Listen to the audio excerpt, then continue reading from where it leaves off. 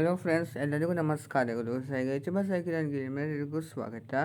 Friends, ನಾನು ನಿಮಗೆ ಒಂದು ವಿಡಿಯೋದಲ್ಲಿ ಆಷಾಢ ಮಾಸದ ಶುಕ್ರವಾರ ಲಕ್ಷ್ಮೀ ಪೂಜೆಯ ಕಳಸ ವಿಸರ್ಜನೆಯ ಬಗ್ಗೆ ಸಂಪೂರ್ಣವಾದ ಮಾಹಿತಿಯನ್ನು ಕೊಡ್ತಾ ಇದ್ದೇನೆ. ಬನ್ನಿ ನೋಡಿದಂತೆ ಏನು ಮಾಡಬೇಕಂತ. ನೀವು ಕಳಸವನ್ನು ಪ್ರತಿಷ್ಠಾಪನೆ ಮಾಡಿರ್ತೀರಿ ಅಲ್ವಾ, ಅದಕ್ಕೆ ನೀವು ಕಾಯಿಯನ್ನು ಇಟ್ಟಿರ್ತೀರಿ. ಕಳಶದ ಕಾಯಿ ಅದನ್ನು ನೀವು ಪೂರ್ತಿಯಾಗಿ ಅಂದರೆ ಬಲ್ಟಿರೋ ಕಾಯಿಯನ್ನೇ ನೀವು ತೆಗೆದುಕೊಳ್ಳಬೇಕು.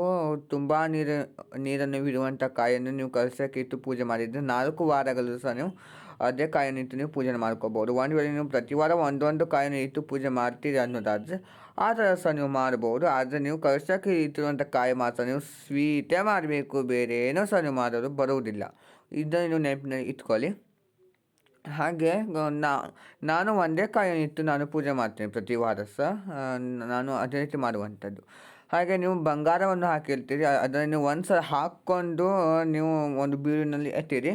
ಮತ್ತು ತಿರ್ಗಾ ನೀವು ಲಕ್ಷ್ಮಿಗೆ ಹಾಕಬೇಕಂತ ಅದನ್ನು ಶುದ್ಧಿ ಮಾಡಿಕೊಂಡು ನೀವು ಹಾಕಬೇಕಾಗುತ್ತದೆ. ಹಾಗೆ ಲಕ್ಷ್ಮಿಗೆ ಗೆಜ್ಜೆ ವಸ್ತ್ರ ಕಂಕಣವನ್ನು ನಾವು ಕಂಕಣ ಕಟ್ಟಿರ್ತೀವಿ. ಕಂಕಣವನ್ನು ನೀವು ಒಂದು ಯಾರು ತುಳಿಯದೆ ಇರುವಂಥ ಜಾಗಗಳಿಗೆ ಅದನ್ನು ನೀವು ಹಾಕಿಬಿಡಿ. ಹಾಗೆ ಗೆಜ್ಜೆ ವಸ್ತ್ರ ಏನು ಮಾಡಬೇಕಂದ್ರೆ ಅದು ತುಂಬಾ ಒಂದು ಹಗುರವಿರುವುದರಿಂದ ಅದು ಗಾಳಿಗೆ ಇಲ್ಲಿ ಅಲ್ಲಿ ಹೋಗ್ತದೆ. ಸೊ ನೀವು ಬೆಸ್ಟ್ ಅಂದರೆ ಸ್ವಲ್ಪ ನೀರಿನಲ್ಲಿ ಅದನ್ನು ನೀವು ತೊಳೆದು ನೀವು ಯಾರು ತೊಳೆಯದೇ ಇರುವಂಥ ಜಾಗಗಳಿಗೆ ಹಾಕಿ.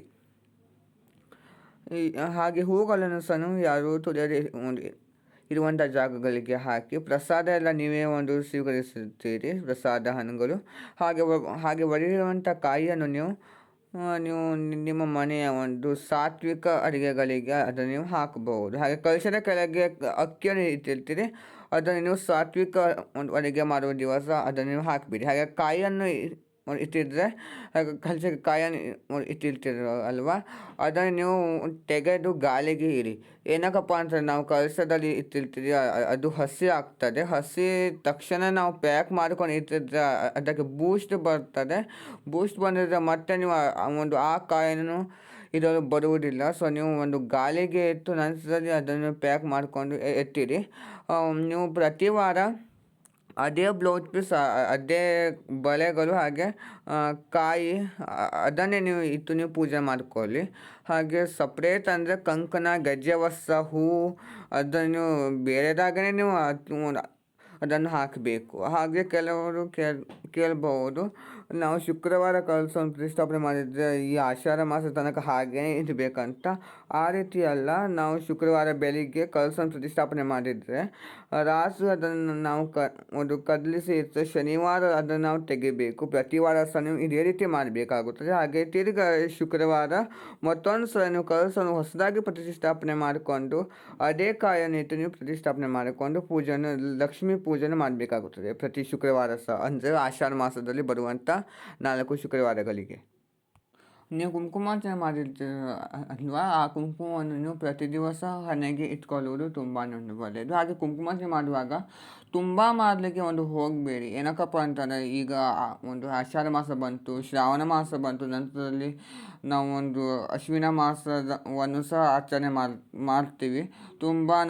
ನಾವು ಪ್ರತಿ ವಾರ ಸಹ ಕುಂಕುಮಾರ್ಚನೆ ಮಾಡ್ತಾ ಇರ್ತೀವಿ. ಸೊ ಆದ್ದರಿಂದ ತುಂಬ ಅದು ಆಗಿ ಇಲ್ಲಿ ಅಲ್ಲಿ ಹಾಕುವುದಕ್ಕಿಂತ ಸ್ವಲ್ಪ ಮಟ್ಟಿಗೆ ಮಾಡುವುದು ತುಂಬಾ ಒಳ್ಳೆಯದು.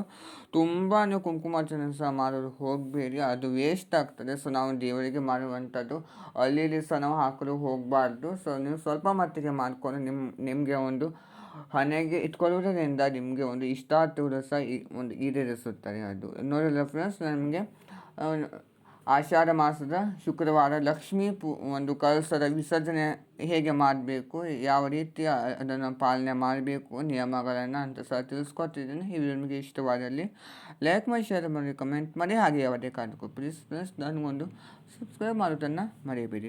ಕಳಸದ ನೀರನ್ನು ಯಾರು ತುಳಿಯದೇ ಜಾಗಗಳಿಗೆ ಹಾಕಿ, ತುಳಸಿ ಗಿಡಕ್ಕೆ ಹಾಕಿ, ಹಾಗೆ ಅದರೊಳಗೆ ಇರುವಂಥ ಅಡಿಕೆಯನ್ನು ನೀವು ತಾಂಬೂಲ ರೀತಿಯಾಗಿ ನೀವು ಸಹ ಸೇವಿಸಬಹುದು. Thank you.